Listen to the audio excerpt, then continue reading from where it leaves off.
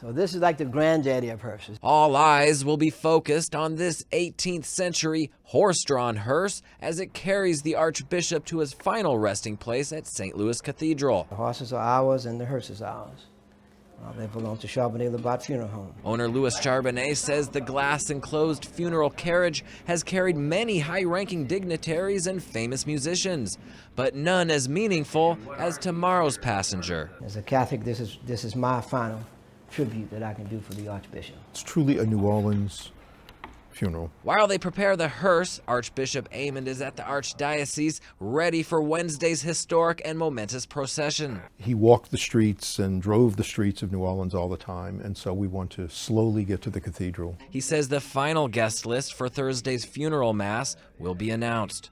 We have heard from the Kennedy family, and we know that there are some members of the family who would like to come, and we're still awaiting the final answer on that. It's a matter of cleaning and shining and polishing. Meantime, Mr. Charbonnet says it's an honor to offer up such a rare and unique vehicle, which will forever share a special place in New Orleans history.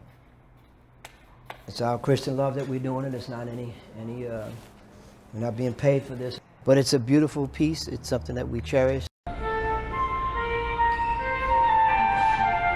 It was with heavy hearts that hundreds turned out at the St. Louis Cathedral in Jackson Square to pay respects to the late Archbishop Philip Hannon. It's a mixture of sadness, obviously, for his passing, but also a joy, too, to celebrate the life that he lived. He truly is the heart and soul of this city, and he will be truly missed. Because Philip Hannon was really like a Pope of New Orleans. Hannon's body arrived around 4:30 Wednesday to lie in repose at the cathedral.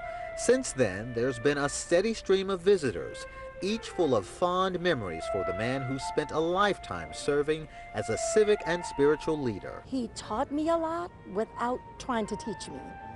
That's how he treated everybody. He treated you like a person. He loved the underdog. He loved the New Orleans spirit. He was the person in New Orleans that when everything went wrong, you knew you could turn to him, directly or indirectly. And whenever he spoke, you knew there's some purity left in the world. Hannon's followers had been standing vigil since word first surfaced about his failing health. News last week of his passing left many reflecting on Hannon's contributions to the world during his 98 years on Earth. 98 years of beauty, inspiration, motivation. I mean, a man that did so much for his life and so much for so many different types of people.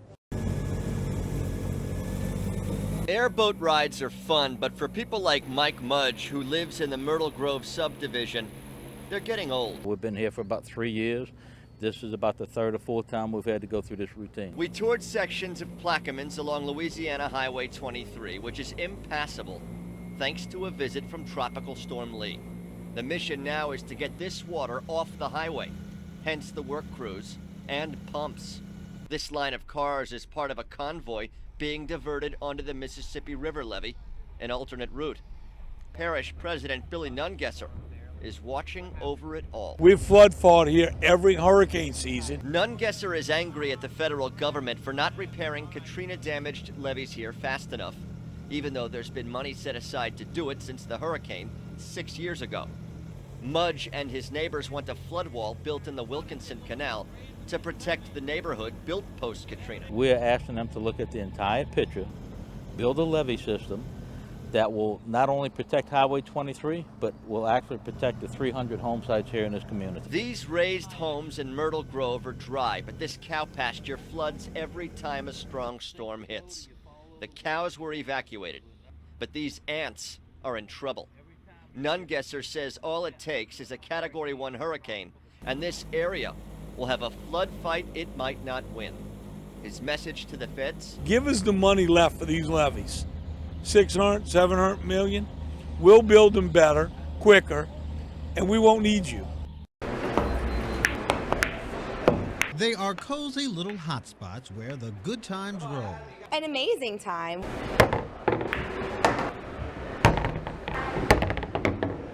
And And in Metairie, there's a neighborhood bar on just about every corner. It's just such a comfortable place to come and have a good time with all your friends and stuff and enjoy yourself.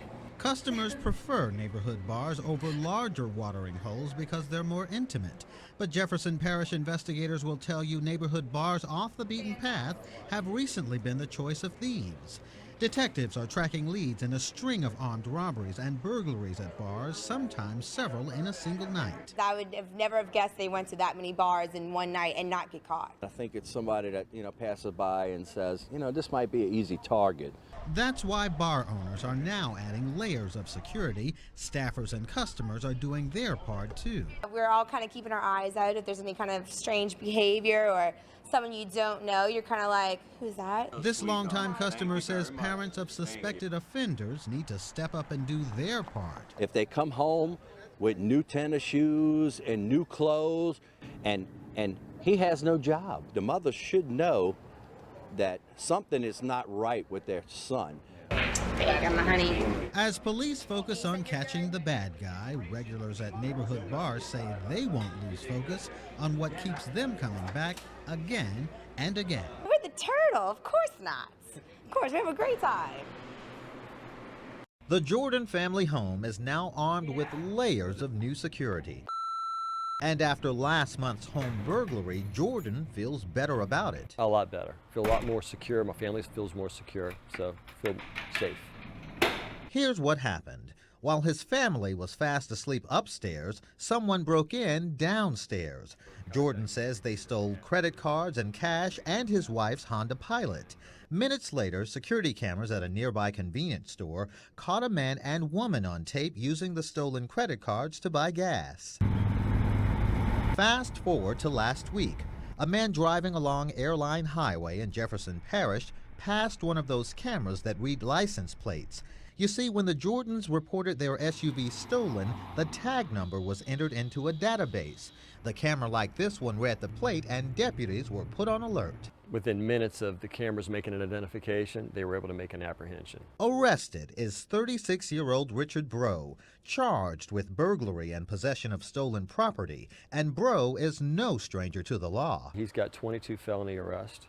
Jordan is a former prosecutor who's taking an active role in the case. He's learned the man seen in this video, the man who robbed him, has prior felony drug convictions, burglary, and gun charges. I want to see this guy go away to jail for a very, very long time.